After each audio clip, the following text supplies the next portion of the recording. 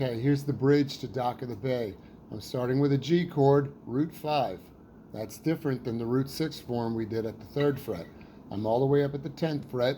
My note on the 5th string, 10th fret, is a G. And if I build that root 5 shape, which looks like this, that's another way to play a G chord. So that's G, root 5.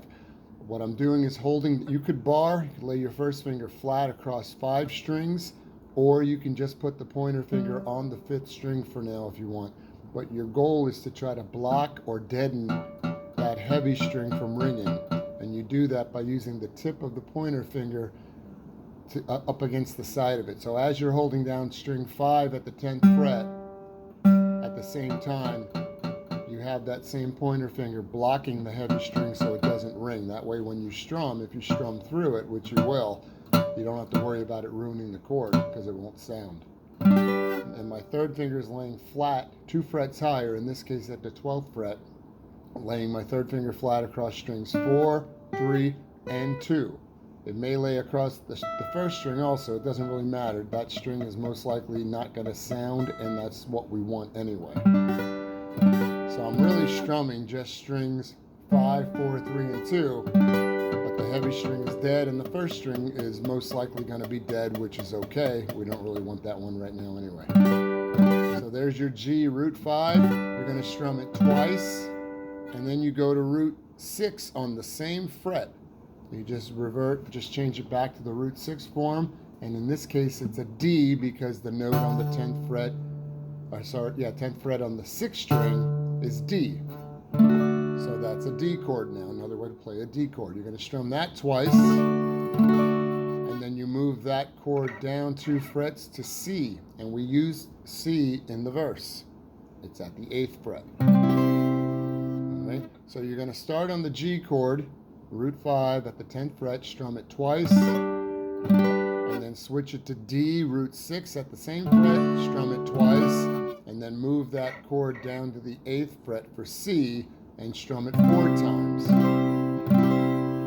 And then do it a second time. I'm back to G, 2 strums, D, 2 strums, back to C for 4 strums. I did it twice so far. I'm going to go back a 3rd time and start it again. G for 2 strums, D for 2 strums, back to C, but this time only 2 strums, not 4, and then quickly go right back to G for 2 more strums. That's the first chunk of the bridge. I'll do it again. It's starting in G twice, D twice, C 4 times, do it again. G twice, D twice, C 4 times, and then my 3rd time, G twice, D twice, C only 2 times, and then right back to G for 2 times. Then to finish off, I'm going to move this G root 5 chord down 2 frets to fret 8. And this chord is now F because my note on the 5th string, 8th fret, happens to be an F. So there's an F chord, and we're going to strum that 4 times. And I'm still muffling that heavy string with the tip of my pointer finger. 4 times on F, and then I'm moving quickly back to D. That was the root 6 chord at the 10th fret for 4 strums. That's the end of the bridge. Here's the entire bridge. I'm back on G, 2 strums, D, 2 strums, C for 4 strums.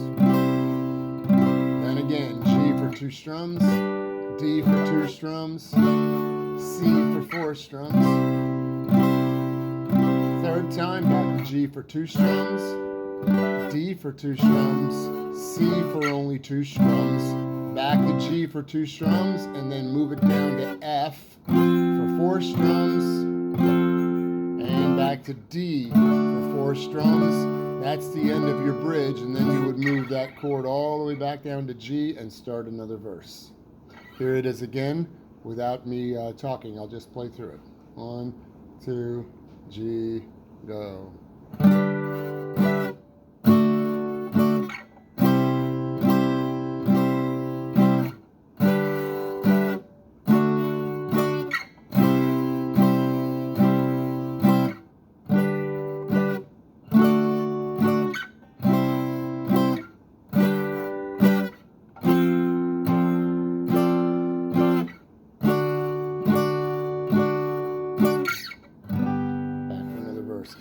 And you don't have to do just downstrokes. Once you get the chords and you got the counting right, you can loosen up a little bit and go down, up,